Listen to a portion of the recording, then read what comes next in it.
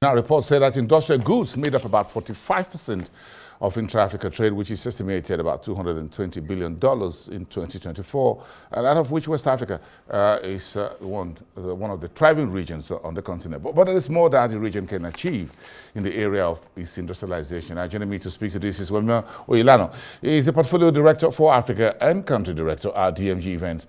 Is joining us live from our Lagos studio. So thank you for making the time on the show tonight, sir. Good to have you. Thank you. Pleasure to be here. All right, thank you. Well, what would you identify as the biggest barriers slowing down industrialization, in particular for SMEs in West Africa? Where do I start? I mean, I'd say typically one of the largest challenges is a lack of data.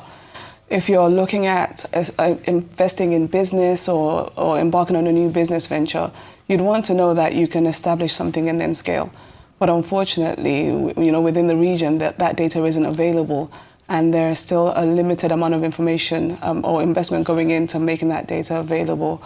So I would say that would be one of the big challenges. Another that is underpinned by the unaffordable financing.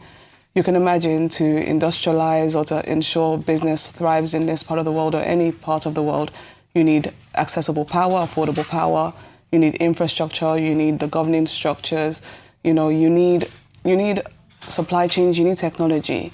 And without financing, none of this can be made possible. So what is the true potential of intra-Africa industrial trade? How can West Africa capture a more bigger size of that share, about $220 billion, and we could go to $500 billion or even more? Absolutely. I took some time when I was developing some of the projects we're working on to really understand the opportunities that free markets can make available to and how it can support the development of an economy. And I just had a look at the European Union internal market. That free market includes about 27 countries. And I did a bit of a drill down on Poland. And Poland joined in 2004 and were quickly able to harness the opportunities of having a bordering country being Germany, and they really embedded themselves within the supply chain. Companies or countries that are part of the European Union internal market have been able to boast a 10% increase in GDP that wouldn't have been achieved if it wasn't for the free market. And those are the countries that were part of it from the start. Those that joined more recently have been able to achieve 30% in their GDP versus if the free zone wasn't available. So you can imagine Africa with 54 countries and 1.3 billion people. All the estimates you read off there, I believe that the opportunities are even greater than that. But in order to achieve this, we need to ensure that we're affecting real implementation of the AFCA-FTA. So let's talk a little bit about West Africa IMT. What's the concept? Why is it important at this time? Well, the West Africa Industrialization, Manufacturing and Trade Summit and Exhibition, we believe has come in at the right time. DMG Nigeria Events, our organization, we've run events in Nigeria for the past 25 years, NOG Energy Week being the flagship event that we have in country, and the Practical Nigerian Content Forum that we organize in partnership with the Nigerian Content Development and Monitoring Board.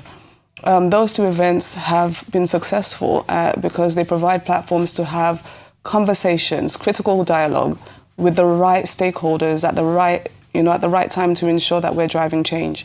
So West Africa IMT has been launched to do exactly the same. It's creating a platform for industry stakeholders from government, policymakers, investors, technologists, manufacturers, to ensure that we're having the conversations that are really speaking to the solutions that we want to see to really drive West Africa's industrial revolution. This will also include international investors who are looking for new opportunities and new frontiers, and Africa with the right policies and the right governance is a key market for them, and it's an exciting time for West Africa.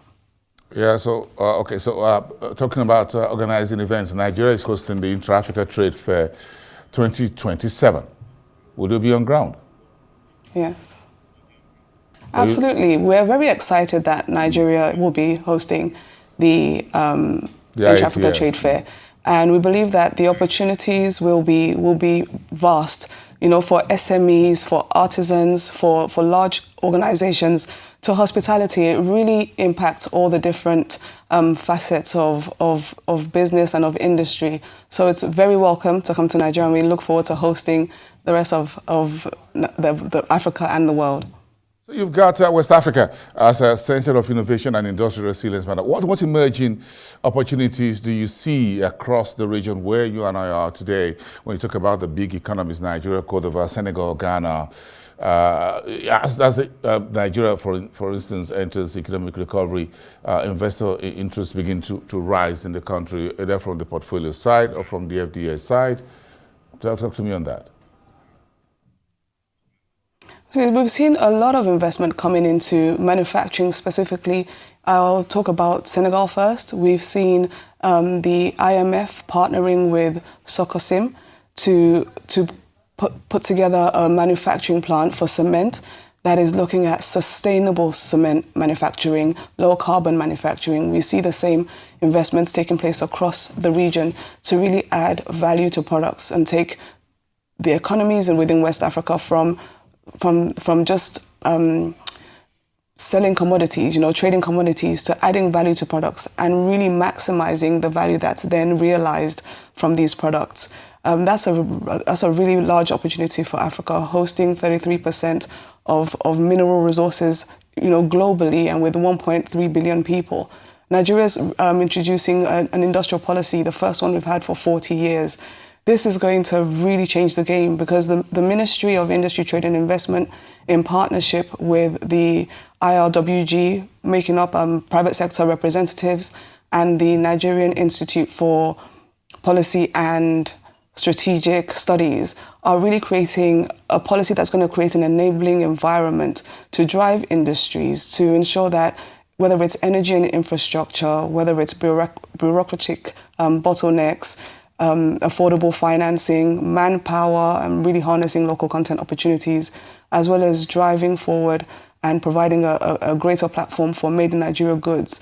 It really means that we're going to see over the next decade and even in the next 5 years a lot of changes to industrialization within the region.